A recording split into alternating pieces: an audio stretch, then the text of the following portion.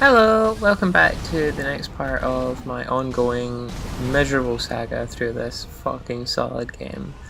Um, so last time I left fighting this ram bullshit, and now exactly like I said, you just gotta not panic, not try and run around, just counter, and I fucking destroyed it the very next go. So that's pretty cool, and just proof that I really do know what I'm doing in this game. But past that, I went back to the Hirata estate because I realized that by talking to a few friends, I probably missed something, and lo and behold, yeah, I had to go back and find a key for the door that was locked. I just totally missed this whole little chunk of the map, including meeting Wolf's father, Owl, which was I would have been very sad if I had missed that completely. So I guess it's a good thing the game made me go. But I guess also he's dead, so I guess that's one boss fight that I thought or expected that's probably not going to happen,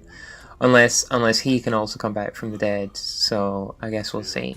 But anyway, now that I unlocked that fucking door, away I went in and got what I'm pretty much certain is like the game's first proper boss fight. There's a cutscene. It's way more elaborate than the sort of mini bosses I've been dealing with so far, and it's a multi-stage fight, and it is phenomenal. Like, From have been doing this for so long now, and I think they're just so fine-tuned at giving tells with animation and building this like complex like sort of dance with your opponents and letting you slowly pick it apart and work through it. And yeah, they just know what they're doing so damn well now, and this fight was great. I really liked this, even if it took me so many fucking tries. The first phase was approachable, but then the second phase she pulls out all these illusions and stuff that just really just make it a little trickier. And yeah, this fight really forced me to step up my game, but I got there fucking, and it wasn't a big secret. Like, there's no point where it was just suddenly, oh, I know what I've got to do now. It was just, it was just slowly learning it, and then just one attempt, everything seemed to come together. Like, that's it. There's no big secret to winning a fight. It just is a case of just really taking your time and learning it. And with that all wrapped up, that's the end of the memory. And what happens there is someone stabs Wolf in the back, an unknown assailant. So I'm assuming that is going to be a big plot twist at some point. And then the young lord, this is presumably when they give Wolf the blood that keeps them resurrected. What exactly all that was about? Why was Madame Butterfly, why was she trying to kill the Lord or kidnap them? Or, who was behind all this attack? Like, it feels like I'm missing a few pieces here.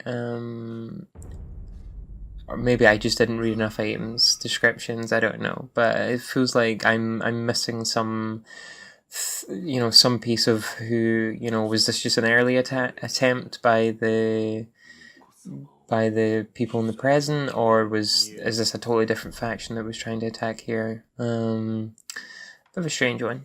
But going back to the present, I started making some progress and came to a bit that was initially very overwhelming. Suddenly the game opened up into several paths. There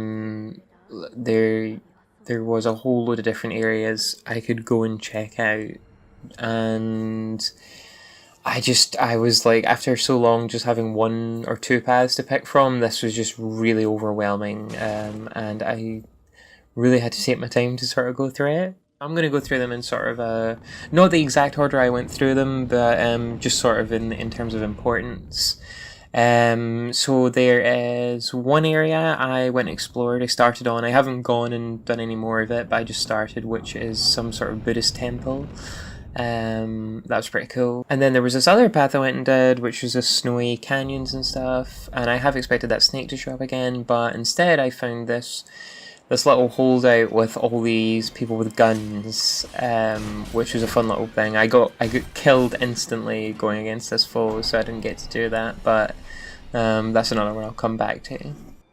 But the one I'm really excited about, the one that I'm really keen to talk about, is I went back to the starting area of the game, and true to from standard, if you've played the original Dark Souls, going back to the starting area comes with a whole raft of new secrets.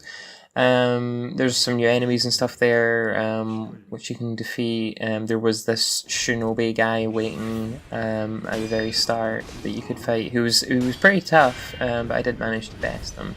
But the bit that's really exciting, the bit that really sort of blew my mind, is after that, after you go back where you start the game down in this little cave, and you can go and explore this dungeon, and it's full of a whole bunch of people that cannot die, who seem very similar to Wolf in a way, and this is the dungeon below the Ashina Castle, your lord's castle, and suddenly I feel like I've been given a huge piece of the plot, you know, and I'm feeling like Wolf is just the most recent in a long line of servants, you know, that are gifted as blood to just endlessly die and fight in the name of their master until they lose their mind and are discarded down here.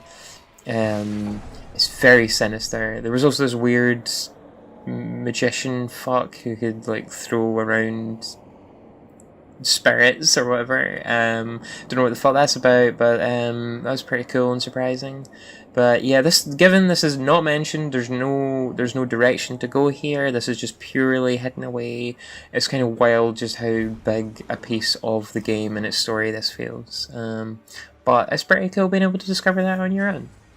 Anyway, after that, the next part was making progress up into the castle itself, and the ascent here was pretty fucking brutal. On the outside, there was all these owl shinobi fucks who were just a pain in the arse to fight, going across all these rooftops. But then once you get inside the castle, it doesn't get any better, because then you're fighting all these swordmaster guys who are just awful to fight, and I fucking hated them so much. But finally got past them, and you get to the top of the castle, and I get my next proper boss fight. And so this is Genichiro Ashina, who's the guy that lops your arm off in the beginning of the game.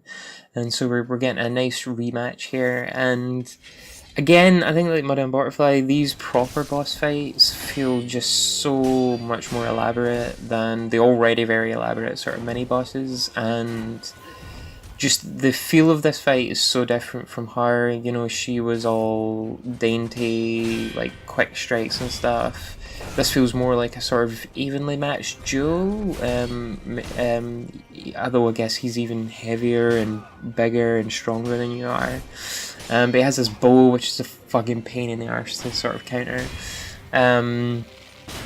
But he's here with a master, and I think Lady Emma was there in the cutscene, and so it feels like, again, I'm missing something. It feels like I'm being played or tricked in all of this.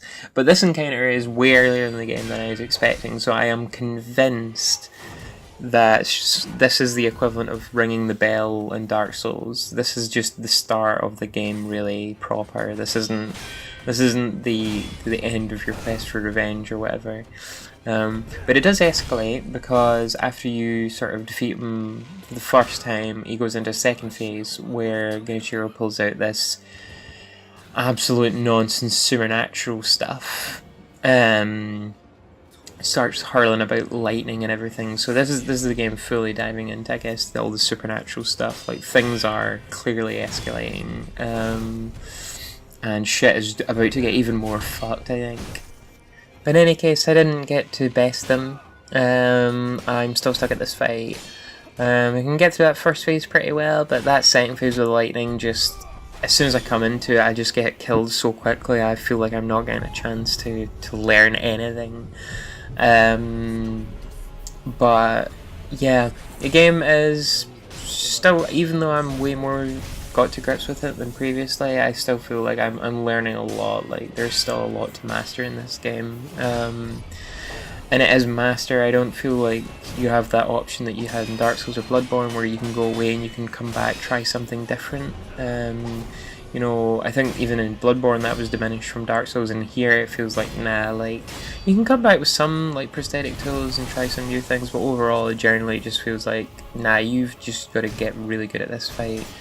There's been a couple of things I've been able to sort of boost. I've been able to get more gourd seeds to increase my healing, I've been able to get some more prayer beads to help my damage and stuff, but, like, that's about it, and yeah, it's just pretty hard going, but I am convinced I can do it, you know, like, I don't feel like this is insurmountable, and I think that's a really fine line to walk in a game like this, to not completely crush my, like, determination, even as I'm getting fucking battered time and time again. So yeah, I'm sure that the next video will hopefully open with me having absolutely battered the fuck out this guy. So until then, just, you know, pray for me.